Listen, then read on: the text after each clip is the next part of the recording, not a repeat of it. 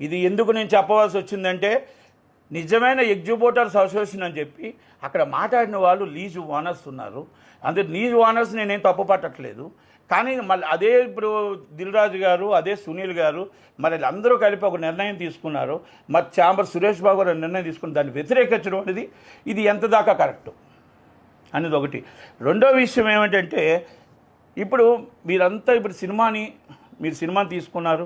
సినిమాని మొత్తం టోటల్గా ఛాంబర్ ఏదైతే నిర్ణయం తీసుకుందో ఆ నిర్ణయానికి అందరూ కట్టుబడి ఉండాలి అనేది మనం చెప్పాలనేది మరి దిల్ రాజు గారు ఎఫ్డీసీ చైర్మన్గా తెలియదా? అరవింద్ గారికి తెలియదా? సురేష్ బాబు గారికి తెలియదా?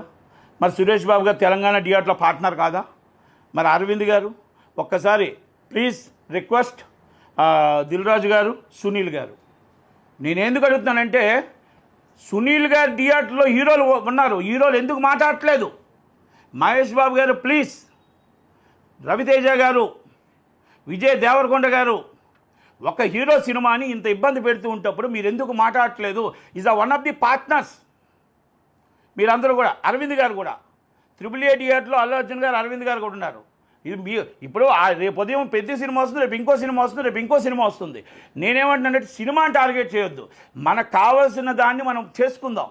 100% మనకు కావాల్సిన దాన్ని మీ ఎగ్జిబ్యూటర్లుగా ఇబ్బంది ఉన్నదాన్ని మనం రెక్టిఫై చేయాల్సిన బాధ్యత ఉంది.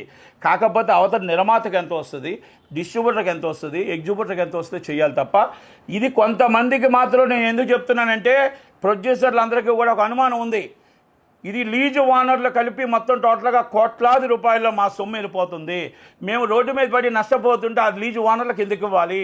నిజమైన ఓనర్కి ఇవ్వడానికి మాకు అభ్యంతరం లేదు, నిజమైన థియేటర్ ఓనర్కి మేమే పర్సెంటేజ్ ఇవ్వడానికి మాకు అభ్యంతరం లేదు. ఇది వాస్తవం అని చెప్పి ప్రతి ఎగ్జిబ్యూటర్, ప్రతి నిర్మాత మాట్లాడుతున్నాడు. ఆ మాటని నివృత్తి చేద్దాం.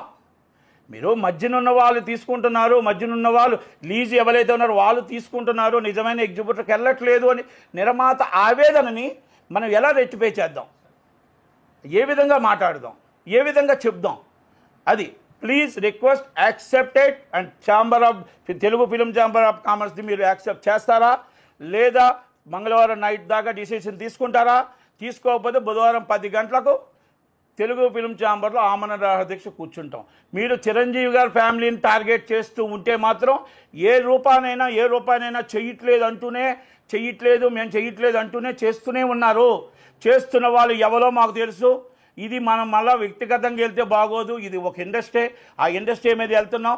ఆ నలుగురు దయచేసి ఇది క్లియర్ చేస్తారా? మీ మాట మీరు నిలబెట్టుకోరా లేకపోతే టార్గెట్ చేస్తారా అనేది డిసిషన్ మీకే వదిలేస్తున్నా. Thank you very much. Thank you మీ నట్టు కుమార్.